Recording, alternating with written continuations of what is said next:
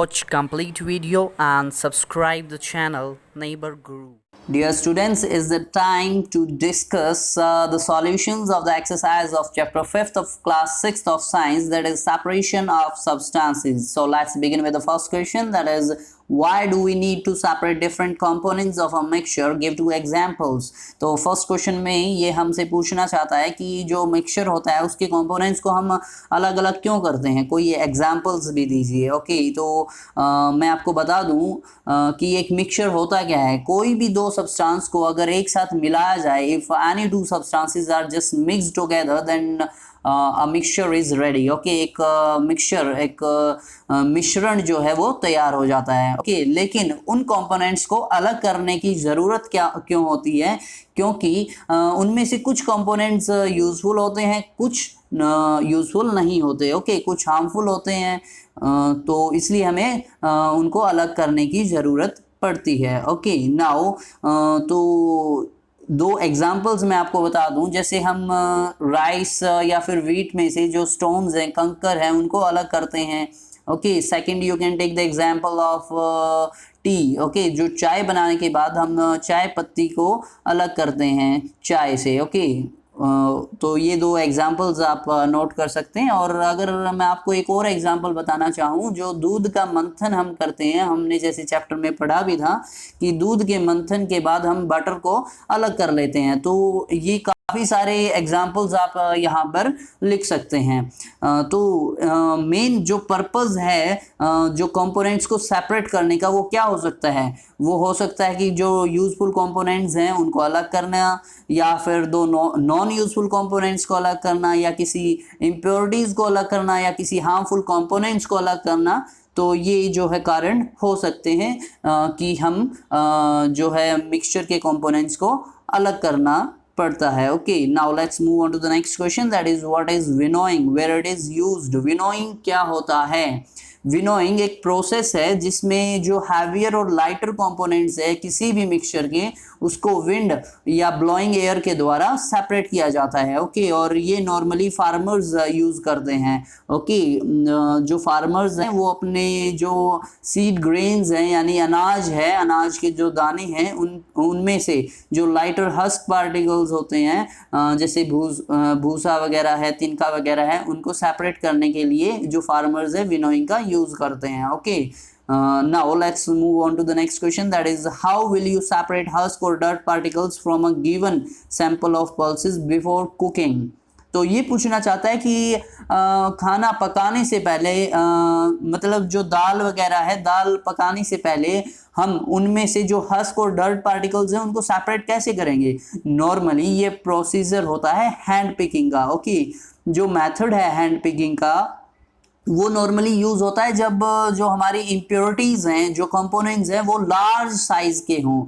जैसे कि जो अनाज है, अगर गेहूं है, चावल है या दाल हैं, तो उनमें से अगर हमने स्टोन जैसे कंकर वगैरह है, कोई भूसा है, कोई तिनके वगैरह हैं, कोई मिट्टी वगैरह है, तो अगर उनको सेपरेट करना हो तो हम हैंड पिकिंग का यूज़ करेंगे. ओके, हैंड पिकिंग के द्वारा उनको सेपरेट करेंगे.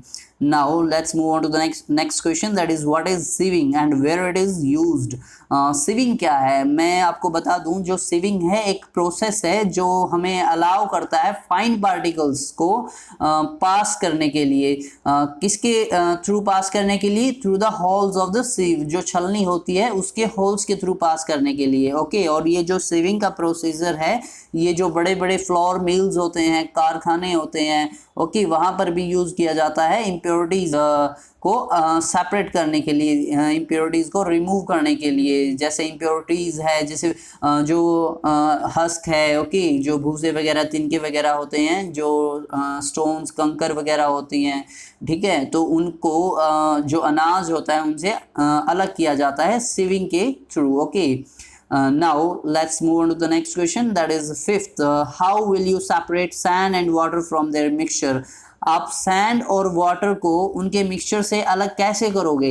तो प्यारे बच्चों, मैं आपको यहाँ याद दिलाना चाहूँगा कि हमने दो प्रोसीजर पढ़े थे चैप्टर के अंदर, जो कि एक का नाम हम बोल सकते हैं, एक सेडिमेंटेशन था, दूसरा डिकेंटेशन था। ओके, तो first of all I would like to tell you that we will just allow the mixture to stand for few minutes. Okay, now then when the sand settles at the bottom or starting settle at the bottom, जब जो मिट्टी है वो glass के अंदर जिसमें हमने वो मिक्सचर लिया है वो बॉटम में सेटल होना शुरू कर दे, तब हम क्या करेंगे, हम देखेंगे कि ऊपर जो पानी है एक अलग लेयर बना लेता है। ओके, तो ये क्या है, ये सेडिमेंटेशन का प्रोसीजर है, जब वो मिट्टी नीचे बैठ जाती है। ओके, नाउ हम क्या करेंगे, जो ऊपर एक क्लियर लेयर पानी ने बनाई है उसको हम दूसरे किसी कंटेनर में डाल देंगे, और ये जो प्रोसेस होगा ये डिकेंटेशन का प्रोसेस होगा। ओके, और इस तरह हम जो है पानी और सैंड के मिक्सचर को अलग कर लेते हैं। Now let's move on to the next question, that is sixth question. Is it possible to separate sugar mixed with the wheat flour? If yes, how will you do it? तो क्या ये possible है कि जो sugar है उसको आप जो गेहूं का आटा है उससे अलग कर सकते हैं? Yes, it is possible. तो हम क्या करेंगे, कुछ शुगर लेंगे और कुछ आटा लेंगे, गेहूं का आटा लेंगे और काफ़ी सारा पानी लेंगे, उनको मिला देंगे।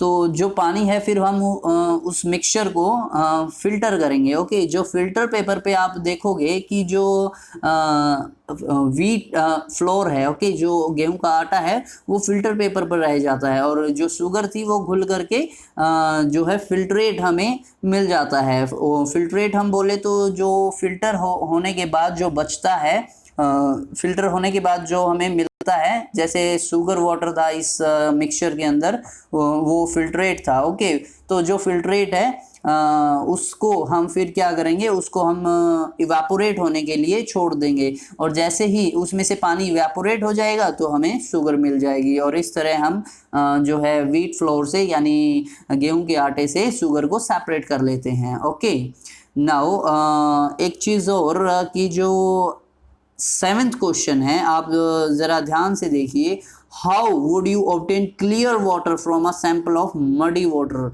तो जो इसने पूछा है क्या कि आप क्लियर वाटर, एक मडी मटमैले पानी से एक साफ पानी को कैसे ऑब्टेन करोगे? तो मैं आपको बता दूं कि जो हमने अभी अभी पिछले क्वेश्चंस में डिस्कस किया, जो सेडिमेंटेशन और डिकेंटेशन का प्रोसीजर है उसको हम एक बार फिर से रिपीट कर दें। ओके, तो पहले हम क्या करेंगे, first of all we will just allow the muddy water to stand. Okay, we will just leave it as it is. Okay, तो हम उसको कुछ मिनट्स के लिए छोड़ देंगे, तो जो मड है, जो मिट्टी है, वो बॉटम पे सेटल होना स्टार्ट कर देगी, और इसको हम सेडिमेंटेशन बोलते हैं। तो जो अपर लेयर है, जो क्लियर वाटर की जो अपर लेयर है वहाँ बन जाएगी, तो फिर उसको हम क्या करेंगे, उसको हम डिकेंट करेंगे, यानी कि जो प्रोसीजर हमने डिकेंटेशन का पढ़ा। ओके, तो वो यहाँ पर यूज़ होगा। तो डिकेंटेशन से हमें फ्रेश वाटर और मडी वाटर को अलग कर सकते हैं। ओके, जो डिकेंटेशन करने के बाद अगर हो सकता है कुछ मड के पार्टिकल्स, मिट्टी के पार्टिकल्स फिर भी उस साफ पानी में चले जाएं, ओके, तो फिर हम उसको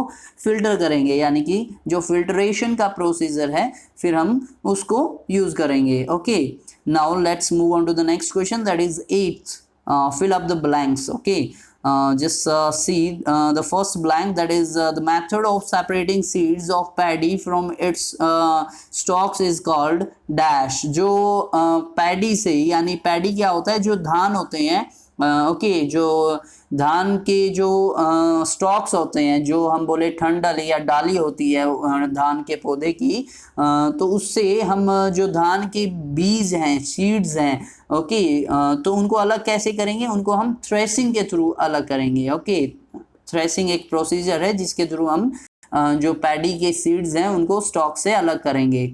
now the next B part is when milk cooled after boiling is poured onto a piece of cloth, the cream or malai is left behind on it. The process of separating cream from milk is an example of.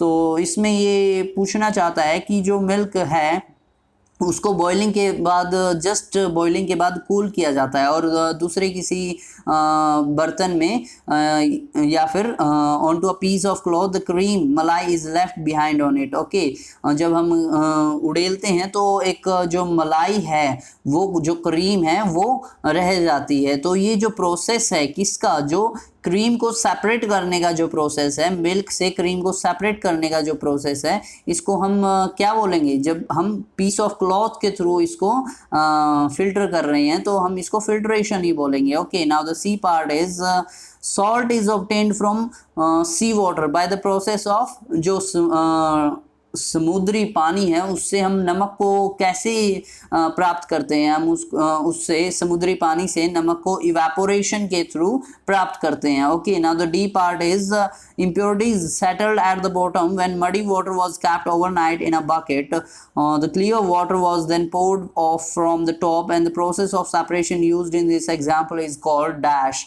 तो जो D part है उसमें हमसे पूछना चाहता है कि जो यहाँ पर सेपरेशन का जो प्रोसेस है वो कौन सा है। तो हम देख लेते हैं कि किस तरह की इम्प्योरिटीज इसमें सेपरेट कर रहा है। जो मडी वाटर है उसको एक बकेट में रख दिया जाता है और जो क्लियर वाटर की जो लेयर ऊपर बन जाती है उसको फिर वो सेपरेट कर लेता है। तो यहाँ पर हम जो क्लियर वाटर की जो लेयर बन जाती है उसको हम डिकेंटेशन के प्रोसेस से ही अलग कर सकते हैं। ओके, तो यहाँ पर जो ऑप्शन है decantation होगा। Now let's move on to the next question, that is 9, in which we have to just tell which statement is true or false. Okay, now the first statement is a mixture of milk and water can be separated by filtration.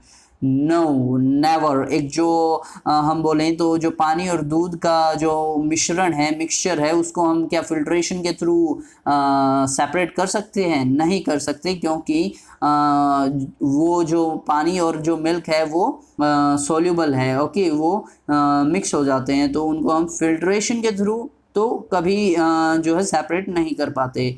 Okay, now the so जो ये first option होगा ये false होगा। Now the next option, next B part is a mixture of powdered salt and sugar can be separated by the process of winnowing.